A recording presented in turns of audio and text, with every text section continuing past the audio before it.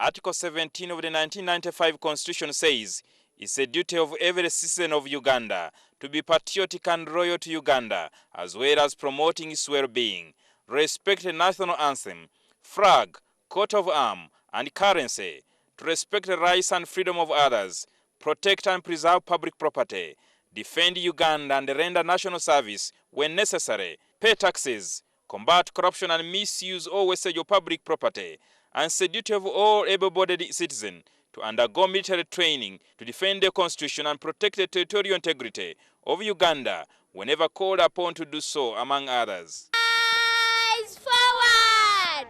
It is against this background that government intends to enact a law to inculcate the culture of patriotism. Forward, sideways, alert. Quite a number of the constitutional provisions have not been implemented.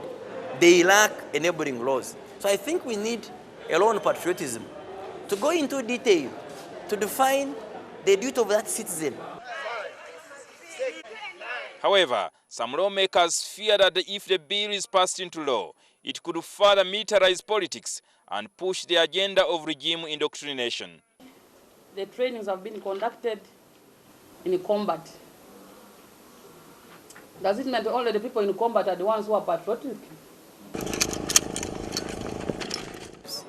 It's not per se about military training. It's about exposing them to national service. It's not a full course of military training. It's to tell them that at one point you will be called upon to defend your country. It will even help us to even allay the fears of the different political actors in Uganda who may think that this is an ideology of one party. Tumwebaze, who appeared alongside Colonel Henry Matsiko, the Director of National Patriotism, revealed this during a meeting with lawmakers on the Parliamentary Committee on Presidential Affairs. They said a draft proposal is already in place.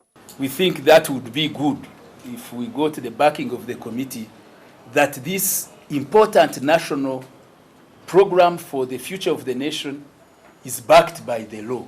Tumwebaze said violating this law will attract penalties. Yes, why shouldn't sanctions be there? They have to be there. Why should you be a citizen? You see people, for example, vandalizing government property. You see government property being stolen. So if you have a duty and you don't do it, I believe the law should bring out sanctions. So let us be united! Minister said patriotism will also be integrated into the national educational curriculum. Because currently, the initiative we have in the Office of the President is a core curriculum. It's not in the mainstream curriculum. It's because we lack a clear legal framework to operationalize what the Constitution talks about. The Patriotism Department, currently under the Presidency docket, wants more funds to begin paying allowances to teachers coordinating patriotic clubs in schools. The department has since trained 15,000 teachers who will also train pupils and students patriotism in their respective schools across the country. Jingo Francis, NTV Parliament.